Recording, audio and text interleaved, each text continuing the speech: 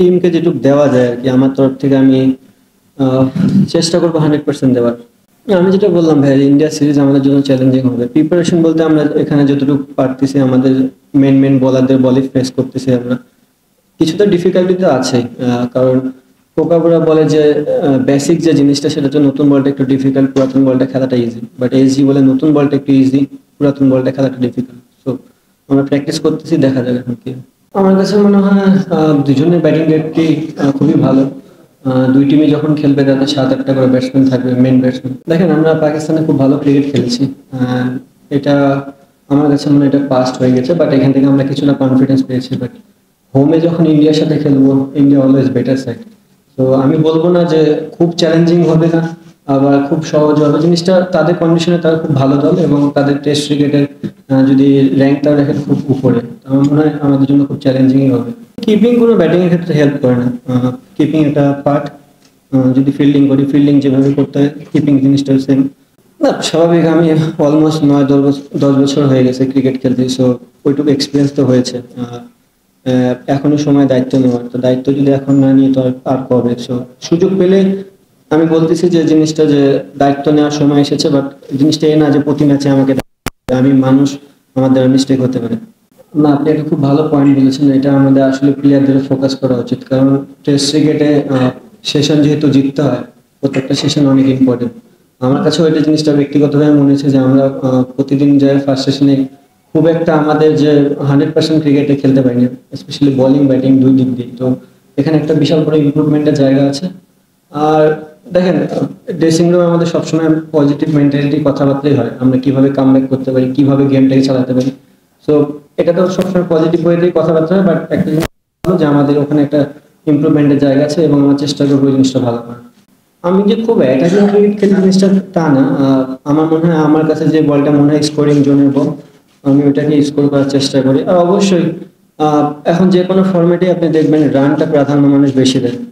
আপনি যদি লাস্ট গেমে চিন্তা করেন বা তার আগের গেমটাও চিন্তা করেন, আমরা একটা জায়গায় যাই কিন্তু রান করতে পারতেছিলাম না। সো আমি নামার পর বল আর রানা বলে খেলাতে কিন্তু একটা ফ্লো চলে আসে। আমার কাছে মনে হয় যে এখন আমি যে ধরনের ব্যাটিং করি, বিশেষ করে টেস্ট ক্রিকেটে, পুরো সবাই অ্যাটাকিং মুভমেন্টে ক্রিকেটটাই খেলে।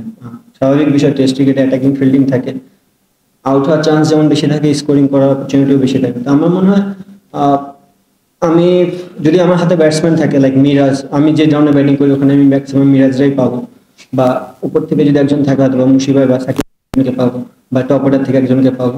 একটা ব্যাটসম্যান, মিরাজ প্লাস বোলার। তো আমার যদি আমি একটু শর্ট না খেলি, টিমের স্কোর বোর্ডও চলবে না, প্লাস আমার মনে হয় আমিও ওই জায়গায় স্ট্রাক হয়ে থাকবো। তো আমি এই এইভাবেই খেলতে চাই আর কি। না, আমার কাছে ওইটা মনে হয় না। দেখেন, পাকিস্তানের গেমটা পুরোটাই অন্যরকম একটা গেম ছিল, বিকজ অফ হিট। প্রচন্ড গরম ছিল।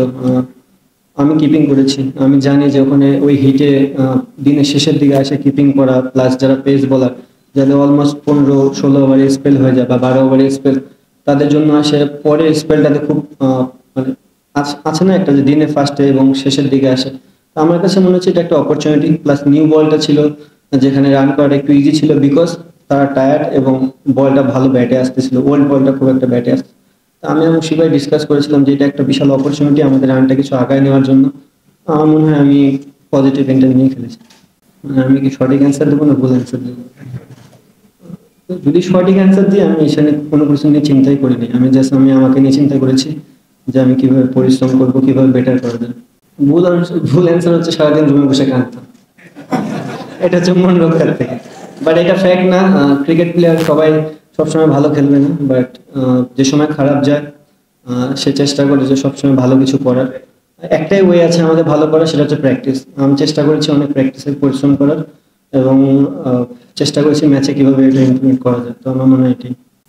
হ্যাঁ, ভারতে এখন পৌঁছায়নি, এখন ওটা ফিউচার। আর এটা যেটা বললেন সেটা পাস্ট। এটা দুটোর ভিতরে কোনো পার্থক্য নেই। এখন প্রেজেন্টে আছি, আমার একটু পর প্র্যাকটিস আছে, দেখি এখানে কি করা যায়। চাপ ভাইয়া সব জায়গায়, শুধু ওপেন করলেই চাপ আর ছয় খেললে চাপ না। আর ব্যাটসম্যান না, এটা ভুল কথা। আমার থেকেও ভালো ব্যাটসম্যান নিচে আছে, মিরাজ। তো ব্যাটসম্যান আছে। আর চাপ না, আমার কাছে মনে হয় টেস্ট ক্রিকেট এমন একটা খেলা, আপনার হাতে অনেক সময় আছে। তো আপনি যখনই ব্যাটিং করেন, আপনাকে জিরো থেকে স্টার্ট করে সারাদিন সময় আছে আপনার ইমপ্লিমেন্ট করার। তো আমার মনে হয় চাপ না। আমি যেভাবে প্র্যাকটিস আমি একটু চেষ্টা করতেছি ওইভাবে খেলার। অবভিয়াসলি খুবই ইম্পর্টেন্ট। এটা আপনাদের একটু হেল্প করতে হবে, যে আপনারাও যদি ওই পাকিস্তান সিরিজ নিয়ে বেশি কথা না বলেন খুব ভালো হবে, বিকজ সামনে যে সিরিজটা আসছে এটা অনেক বড় চ্যালেঞ্জিং একটা সিরিজ। অ্যাজ এ প্লেয়ার আমার কাছে ওটা পাস্ট হয়ে গেছে। এখন সামনে যাওয়ার জন্য, বিকজ আপনারা জানেন ইন্ডিয়া বড় একটা দল এবং আমাদের বলটাও চেঞ্জ হচ্ছে, তো এই বলে আমরা খুব কমই খেলি। চ্যালেঞ্জিং হবে এবং আমাদের প্লেয়াররা খুব পরিশ্রম করতেছে, দেখা যাক কি হয়। আমার কাছে আমার কাছে মনে হয় এটা মোটিভেটই করে, কারণ অবভিয়াসলি আপনি ভালো খেললে আপনার ফেম হবে, আহ, দুইটা মানুষ চিনবে, এর থেকে বড় পাওয়া তো আর কিছু থাকতে পারে না। আর ইন্ডিয়া অনেক বড় একটা দল, তো আমার কাছে মনে হয় না এখানে কোনো প্রেশারের কোনো কিছু। অবভিয়াসলি টেস্ট ক্রিকেট আমরা মোটামুটি ভালো খেলতেছি এখন, ধারাবাহিক বজায় রাখতে হবে, এটাই সবচেয়ে বড় চ্যালেঞ্জ একটা প্লেয়ারের জন্য। আর ভালো খেললে অবশ্যই পাবে।